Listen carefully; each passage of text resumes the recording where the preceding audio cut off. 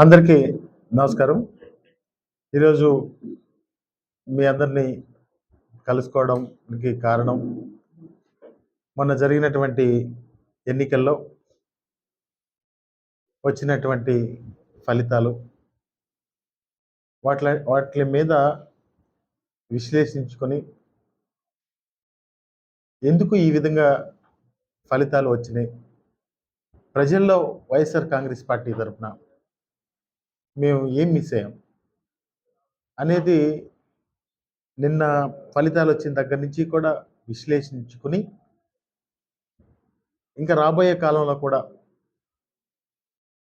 పరిపాలనలో ఏమి లోపం జరిగింది, ప్రజలు ఎందుకు ఆ విధంగా తీర్పునిచ్చారు అనే విషయాన్ని నేరుగా ప్రజల దగ్గరికి వెళ్ళి ఆ ప్రజలతోనే మాట్లాడి తప్పకుండా దీని మీద అధ్యయనం చేసి మళ్ళా రాబోయే కాలంలో ప్రజలకు మంచి సేవ అందించడం కోసం ప్రయత్నం చేస్తామని చెప్పి మీ ద్వారా తెలియజేస్తా ఉన్నాం. ఈ సమాజంలో అంటే స్వతంత్రం వచ్చే దగ్గర నుంచి ఇప్పటి వరకు ఎవరు చేయలేనటువంటి కార్యక్రమాలు జగన్మోహన్ రెడ్డి గారు చేస్తూ ముందుకెళ్లారు. అంటే ఒక అన్ని సిస్టమ్స్లో కూడా సంస్కరణలు తీసుకొచ్చారు. దాదాపుగా రైతుల విషయంలో కానీ, అవ్వాతాతల విషయంలో కానీ, చదువుకునే పిల్లల విషయంలో కానీ, అన్ని విషయాల్లో కూడా ఎన్నో సంస్కరణలు తీసుకొచ్చి ఈరోజు పరిపాలనా వ్యవస్థని ముందుకు తీసుకెళ్తున్నటువంటి క్రమంలో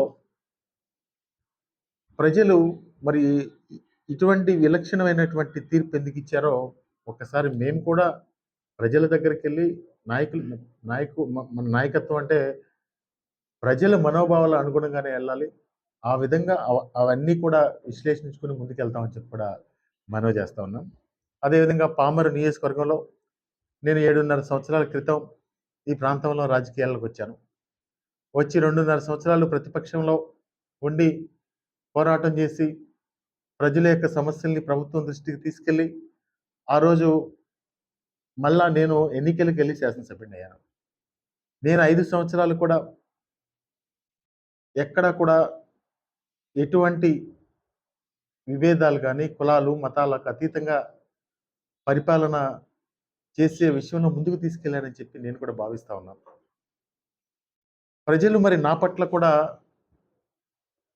ఒక విలక్షణమైనటువంటి తీర్పు ఇచ్చారు. ఎందుకు అటువంటి తీర్పు ఇచ్చారో కూడా ప్రతి గ్రామం వెళ్ళి ప్రతి కార్యకర్త యొక్క మనోభావం తెలుసుకుని రేపటి నుంచి ప్రతి గ్రామం కూడా వెళ్ళి ఎందుకు ఈ విధంగా జరిగింది అని విశ్లేషించుకుని నేను ఈ కారణాలన్నీ మీద కూడా నేను ఎవరి మీద మోపాల్సిన అవసరం కానీ వీళ్ళ వల్ల నేను ఓడిపోయాను లేకపోతే ఈ కారణం చేత ఓడిపోయాను అని చెప్పి నేను ఎవరి మీద నెపం పెట్టదలుచుకోలేదు. నేనే దీని అంతటికీ కూడా కారణం, నేనే నాయకత్వం వహిస్తా ఉన్నాను కాబట్టి నేనే దీనికి కారణం, నేనే బాధ్యత వహిస్తాను. మంచి కూడా 5 సంవత్సరాలు శాసనసభ్యుడిగా బాధ్యత వహించాను. మళ్ళా ఇప్పుడు ప్రజలు నన్ను నా ఓటమి మీద కూడా నేనే బాధ్యత వహిస్తాను. రాబోయే కాలంలో వైఎస్ఆర్ కాంగ్రెస్ పార్టీ పోరాటాలు, నిన్న మా నాయకుడు చెప్పిన విధంగా పోరాటాలు కొత్త కాదు. పోరాటాలు అంటే అబద్ధాలని నిజం చేయాలని మాత్రం మేము ఎప్పుడు చేయం. ఇప్పుడు తెలుగుదేశం పార్టీ కానీ, జనసేన పార్టీ కానీ, బీజేపీ పార్టీ కానీ అబద్ధాలని నిజం చేయాలని చెప్పి ప్రజల్లో ప్రయత్నం చేసి ఆ ప్రజల్ని తప్పుదోవ పట్టించారని చెప్పి నా ఉద్దేశంగా నేను భావిస్తా ఉన్నా.